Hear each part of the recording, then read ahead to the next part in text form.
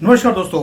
भारत के H1B visa के ड्रामे के बाद अब चाइना को धमकी देनी शुरू कर दी है डोनाल्ड ट्रंप ने कि बाहर निकल जाओ वरना तुम्हें कॉन्सिक्वेंसेस भुगतने पड़ेंगे। कहाँ बोला है फिर? पहले आप देखिए कि आसपास में हुआ क्या है। पहले तो पाकिस्तान ने बोला चाइना को बाहर निकल जाओ। पूरा का पूरा जो उनका ग्वादर का एरिया है, बलूचिस्तान का एरिया है, वहाँ की मिनरल की पूरी डील उन्होंने किससे कर ली? आसिम मुनीर के साथ। नेपाल में जिहादियों की गवर्नमेंट थी, यानी कि कम्युनिस्ट की गवर्नमेंट थी, उसको बाहर निकाल दिया। बांग्लादेश में अपनी आर्मी भेज दी ताकि उनको जिहादियों को कंट्रोल किया जाए, और वहाँ से म्यांमार के अंदर ऑपरेशंस करने वाले हैं ताकि म्यांमार से जो रोहिंग्याज आते हैं भारत को तंग करने के लिए वो बंद किया जाए। अब ये तो हो गया आसपास की कंट्रीज, और हर जगह पर चाइना था, म्यांमार में, बांग्लादेश में, नेपाल में और पाकिस्तान में। आखिरी जगह रह गई थी अफगानिस्तान। अब अफगानिस्तान के अंदर ट्रंप ने एक अल्टीमेटम दे दिया, सुनाया है तालिबान को, करना है काम चाइना के साथ। वहां पर अफगानिस्तान में जो बागराम एयर बेस है वहां पे उन्होंने अल्टीमेटम दे दिया कि भैया बाहर निकल जाओ, ये बेस मुझे वापस चाहिए। अब यहां पर जब अमेरिका पंगे लेगा तो चाइना भी पंगे लेगा, क्योंकि चाइना बागराम बेस पे ऑलरेडी बैठा हुआ है। वहां पर वो डील कर रहे हैं अफगानिस्तान के साथ, बिकॉज बागराम एयरबेस एक ऐसी जगह है जो चाइना के न्यूक्लियर प्लांट्स के बिल्कुल पास में है। अब चाइना ने पंगे लेने शुरू कर दिए। चाइना ने एक काम किया, उन्होंने नॉर्थ कोरिया को एक ड्रोन दिया। ड्रोन दिखाता हूं मैं आपको। ये ड्रोन है जो 100% कॉपी है अमेरिका के ड्रोन्स की, और अमेरिका के जो होश हैं वो उड़ चुके हैं। अब नॉर्थ कोरिया बता रहा है कि तुम्हारे जो सबसे ज़्यादा इंपॉर्टेंट जो तुम्हारे ड्रोन्स हैं वो मेरे पास भी हैं, और ये भारत के लिए खतरे की घंटी भी है। वो क्यों है वो बताऊंगा अभी आपको। ये सारी न्यूज़ बहुत ज़्यादा इंपॉर्टेंट है, और ये जो न्यूज़ है नॉर्थ कोरिया वाली, ये को टच नहीं कर रहा, and this is where it is startling. अब आते हैं, पहली बात ये, भारत से पंगा लिया, H1B वाला समझ आती है, लेकिन उसके साथ साथ ये जो मैंने आप वर्ड यूज़ किया पंगा, पंगा नहीं लिया है, भारत के लिए बेनिफिट है, वो भी बताऊंगा दोबारा से वो क्यों है।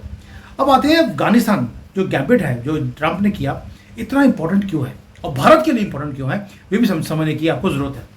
पहली बात है, ये सारे वो जगह हैं जहां पर चाइना अपने फुटप्रिंट्स को इंक्रीज करता जा रहा था, और अब अफगानिस्तान की जो तालिबान गवर्नमेंट है उसको बोल दिया बागराम बेस को खाली करो।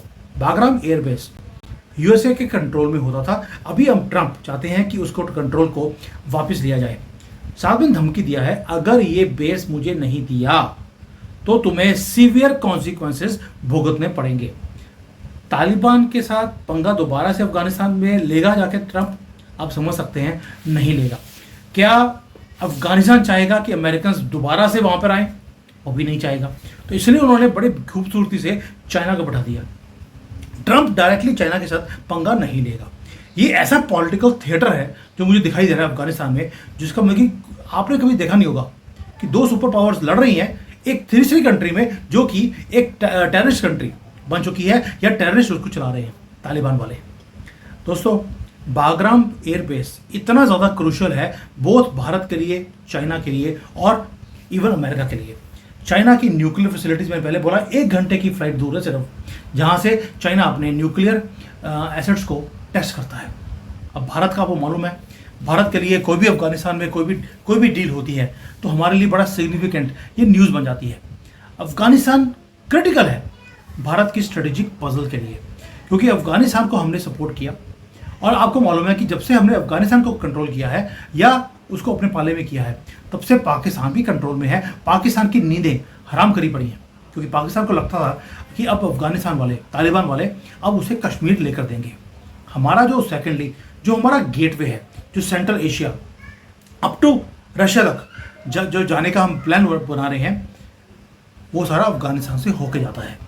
यानी कि जो पाकिस्तान और चाइना का जो कॉपरेशन है, हमने उसके पैरेलल अफगानिस्तान और सेंट्रल एशिया के साथ हमने अपनी प्लानिंग कर ली। तालिबान ने अभी क्या किया, उन्होंने ट्रंप की इस डिमांड को मना कर दिया कि मैं चाइना को बाहर नहीं निकालूंगा, और उसके मिलिट्री कमांडर्स तालिबान के, उन्होंने बोल दिया कि अगर अमेरिका ने कोई पंगा लिया तो हम स्ट्रॉन्गेस्ट रिप्लाई देंगे अमेरिका को। अब ये हो गया थिएटर जो अफगानिस्तान में अगला शुरू होने वाला है।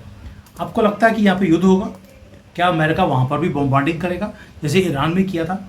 वो मुझे नहीं लगता ऐसा कोई भी काम होगा। उसका रीज़न है कि ट्रंप जो है, ट्रंप एडमिनिस्ट्रेशन, वो बहुत महीनों से, जब से ट्रंप बने हैं प्रेसिडेंट, तब से वो लगे हैं नेगोशिएट करने के लिए। ये कोई इंपल्सिव मूव नहीं है दोस्तों, ये ब्रॉडर एक प्लानिंग है। चाइना का बॉर्डर लगता है 3,500 किलोमीटर का भारत के साथ, अमेरिका के साथ नहीं लगता।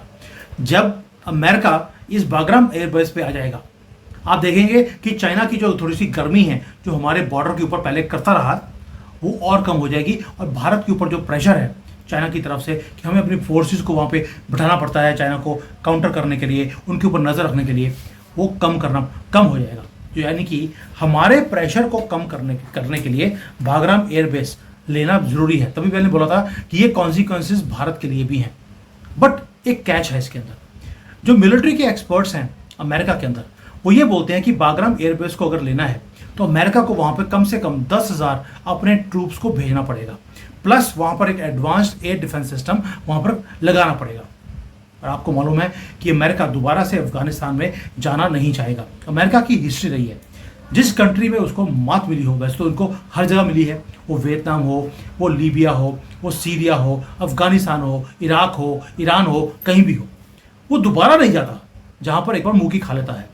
लेकिन अगर वो एयरबोस बेस पे वापस आता है तो ये एक जिसको ट्रंप की जो पॉलिसी थी कि मैं युद्ध नहीं करूँगा, मैं युद्ध शुरू नहीं करूँगा, मैं सारे दुनिया के अपने बेसिस को बंद करके अपने ट्रूप्स को वापस अमेरिका में ले आऊँगा, उससे अगेंस्ट चला जाएगा। यानी कि he will not go into this gambit. बस आंख दिखानी है चाइना को, तुम बाहर निकल जाओ। तभी बोल रहा हूँ, सुनाया है तालिबान को और इशारा है चाइना। मैं पहले दिन से बोल रहा हूँ, ट्रंप का टारगेट नंबर 1, 2, 300 वो सारे चाइना है। जहां जहां पे चाइना के फुटप्रिंट्स हैं उसने उसकी जड़ों को तोड़ना है।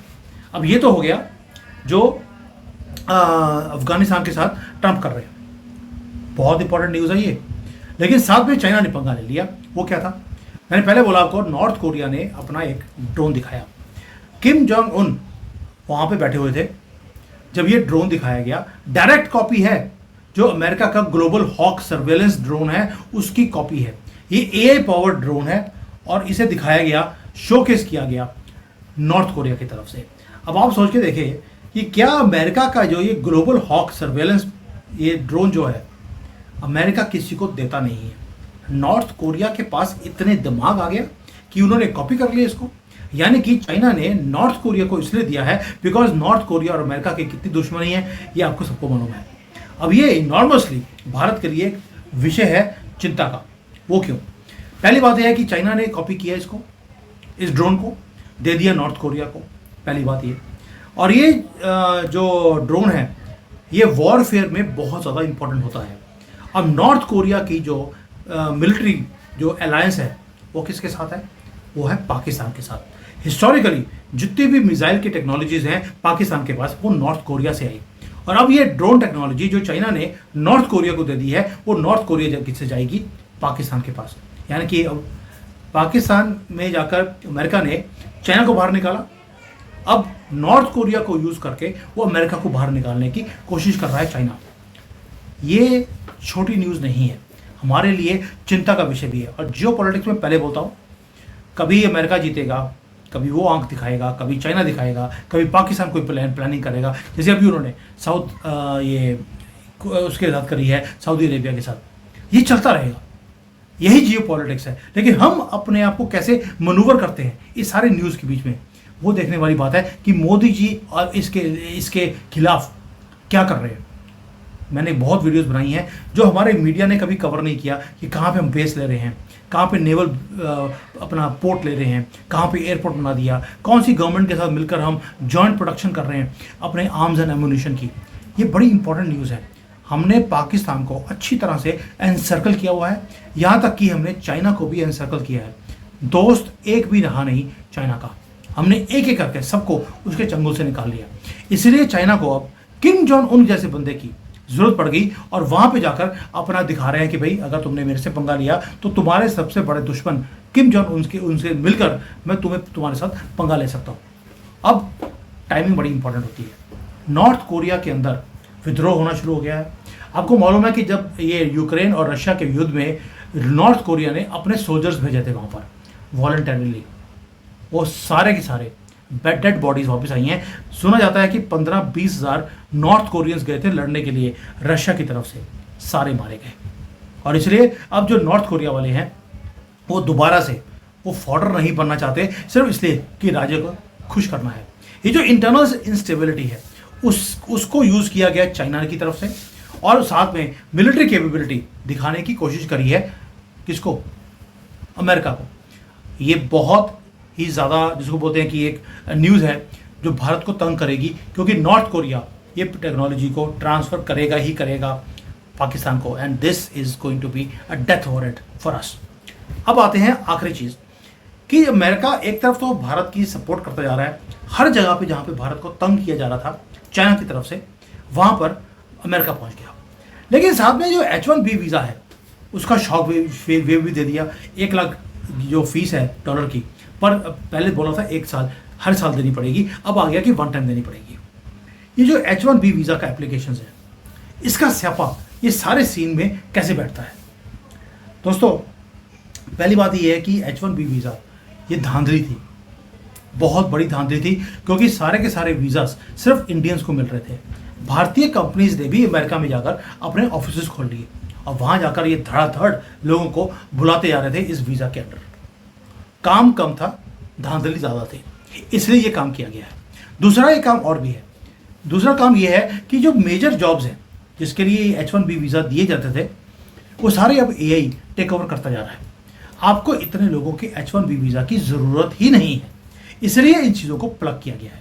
और USA की जो मेजर कंपनीज हैं, माइक्रोसॉफ्ट है, अमेजन है, मेटा है, अब वो कोलेक्टिवली जो स्पॉन्सर करते थे thousands and thousands of H1B visa वालों को एनुअली, अब वो स्क्रैम्बल कर रहे हैं, भाग रहे हैं, और इन्हीं को रैटल करना था।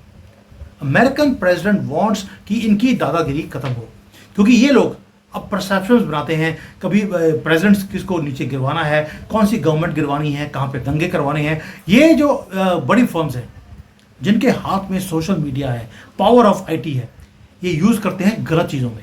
इसलिए इनकी दादागिरी को ख़त्म करने के लिए आपके वीज़ास को बंद करना ज़रूरी था। अब इसका रीज़न क्या है, मैं पहले बोला, दोबारा बोल रहा हूँ।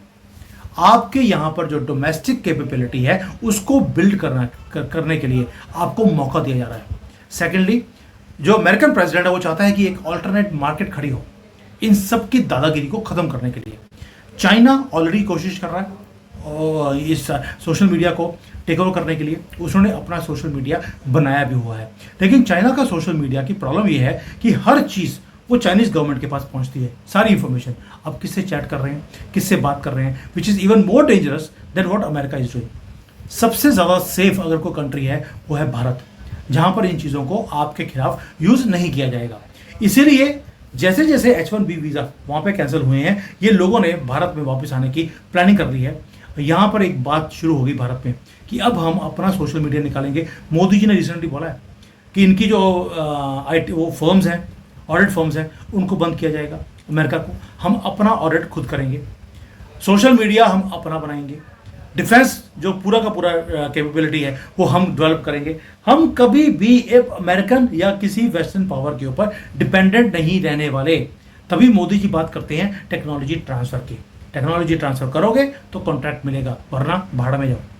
तो ये जो सारा कुछ है, ये आपकी जो कैपेबिलिटी है उसको, डोमेस्टिक कैपेबिलिटी को एनहांस करने के लिए, एक्सेलरेट करने के लिए ये बहुत ज़्यादा ज़रूरी था, वरना भारतीय अमेरिका को छोड़ के आ जाएंगे, पॉसिबल ही नहीं था। दोस्तों, इसकी जो स्ट्रेटेजिक इम्प्लीकेशंस हैं वो इतने ज़्यादा हैं कि भारत के अंदर जो अब जो तरक्की है वो और ज़्यादा तेज़ होने वाली है।